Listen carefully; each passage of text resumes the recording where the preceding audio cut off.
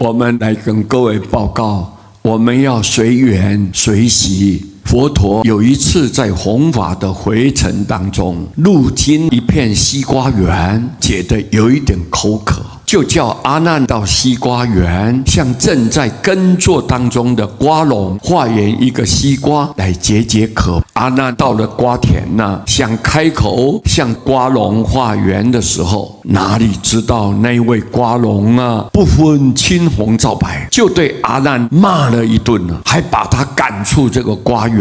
阿难很没有面子的回到佛陀的身边，一五一十的向佛陀禀报。佛陀听了以后，随着就叫大迦叶尊者，你去走一趟，化个西瓜回来解解渴吧。说也奇怪，大迦叶一到，那位瓜农的态度竟然180度转变了，既客气又恭敬，并且选了一个又大又甜的西瓜供养大迦叶尊者。阿难大惑不解同样是佛陀的弟子为何有如此不同的待遇呢？请求佛陀来开示。佛陀就说了，以前有一只死狗曝尸在路旁，有一个人路过了，闻到尸体的臭味，咽鼻而过，口中就骂道：臭死狗，好臭哦！随即他匆匆的离开了。后面又来了一个人，也闻到了这个尸体的臭味，看到原来是一条死狗，他起了悲